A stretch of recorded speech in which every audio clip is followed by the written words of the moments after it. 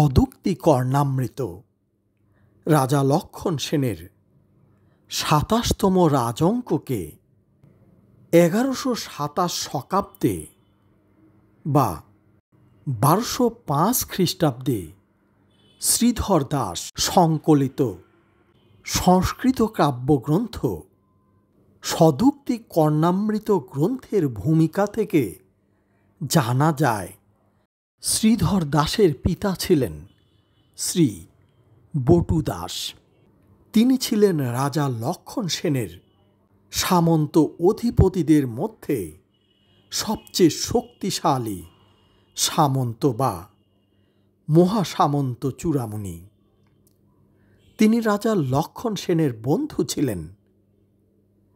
গ্রন্থের শেষে শ্রীধর দাস মহামণ্ডলীর বা প্রশাসনিক ইউনিটি মণ্ডলীর একজন মহান শাসক হিসেবে বর্ণনা করেন। শ্রীধর দাসের সদুক্তি কর্ণামৃত এ যাবৎকালের আবিষ্কৃত প্রাচীন বাংলার সংকলিত দ্বিতীয় সংস্কৃত কাব্যগ্রন্থ। প্রথম কাব্যগ্রন্থটি বিদ্যাকরের সুভাষিত রত্নকোষ। বিদ্যাকরের কাব্যগ্রন্থে রয়েছে ১৭৩৮টি শ্লোক। অপরপক্ষে সদুক্তি কর্ণামৃত কাব্যগ্রন্থে স্পষ্টভাবে উদ্ধৃত শ্লোক সংখ্যা ২৩৭৭টি। দুটি কাব্যগ্রন্থেই অভিন্ন ৬২৩টি স্তবক আছে। সদুক্তি কর্ণামৃত প্রবাহ নামে ৫টি অধ্যায় আছে। প্রতিটি প্রবাহ আবার অনেকগুলো তরঙ্গে বিভক্ত। এ সকল প্রবাহের শিরোনামগুলো হল অমর প্রবাহ।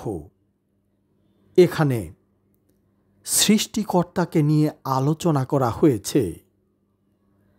শৃঙ্গার প্রবাহ, এখানে প্রেম ও প্রেমিক বিষয়ক এবং বিভিন্ন ঋতুর বর্ণনা। চতুর প্রবাহ, এটি বিভিন্ন চাটুকারিতা বা তোষামোদী বিষয় নিয়ে এ অধ্যায় রচিত। আদেশ প্রবাহ, এ প্রবাহ বিবিধ বিষয় নিয়ে, যেমন বাসুদেব, মহাদেব প্রমুখ দেবতা, ভৌগোলিক বৈশিষ্ট্যবলী যেমন সমুদ্র, নদ নদী, রত্নসম্ভার যেমন পান্না, জীবজন্তু যেমন সিংহ, হাতি, হরিণ, ফলের মধ্যে যেমন পদ্ম, কেতকী, গাছগাছরা যেমন অশোক, পাখিদের মধ্যে কোকিল, শুক, চাতকের বর্ণনা রয়েছে এ অংশে, এবং উচ্চ প্রবাহ, এ অংশে মানুষ, পাখি যেমন কাক, চক্রবক্র বা দীর্ঘচঞ্চু পাখি বিশেষ, এবং অপরাপর বিষয় যেমন কবি, কাব্য, মনস্বী, দারিদ্র গৃহী, জরা, বৃদ্ধ, কাল ইত্যাদি সম্পর্কে বর্ণনা আছে। ধ্রুপদী যুগের লেখক যেমন কালিদাস, ভবভূমি, অমর রাজশেখর এবং সমকালীন বেশ কজন বাঙালি লেখকের সংস্কৃত কাব্য থেকে নিয়ে শ্রীধর দাস তার কাব্যগ্রন্থটি সংকলন করেছেন। মনে হয় তিনি বিদ্যাকরের সুভাষিত রত্নকোষ কাব্যগ্রন্থ থেকেও বেশ কিছু শ্লোক সংগ্রহ করেছেন।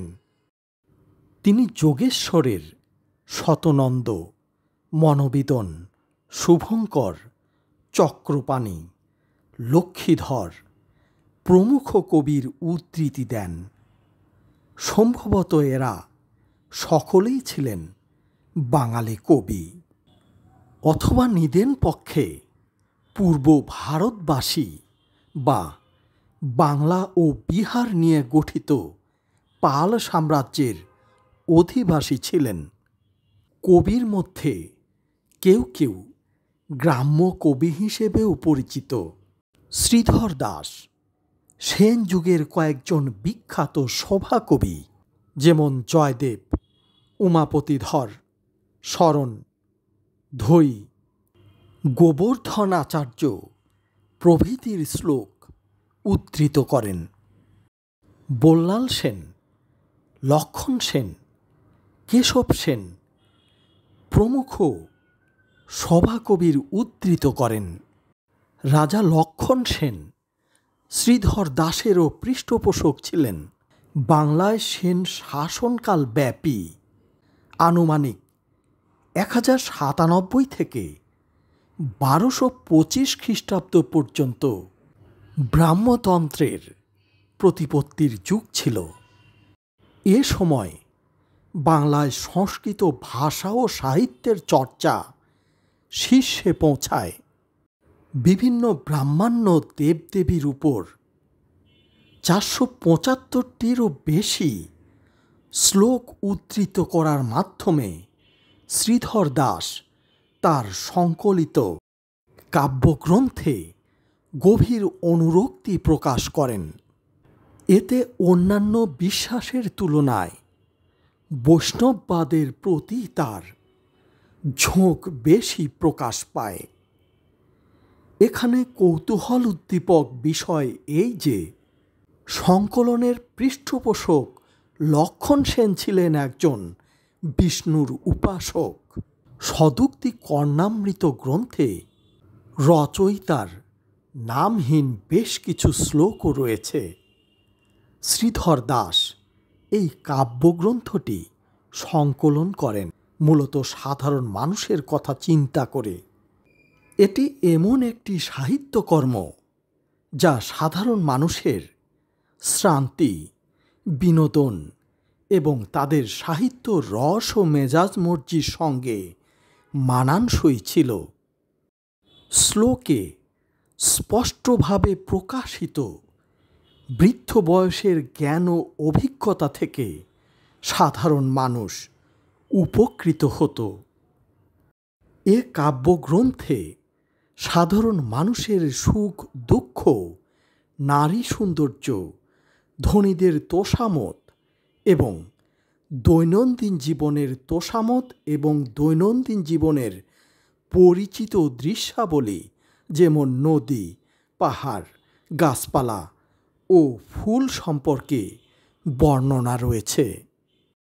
সদুক্তি কর্ণামৃত শুধু সাহিত্যের মূল্যবিচারেই নয়, প্রাচীন বাংলার আর্থসামাজিক ও সাংস্কৃতিক ইতিহাসে অমূল্য উৎস হিসেবেও এর গুরুত্ব অপরিসীম।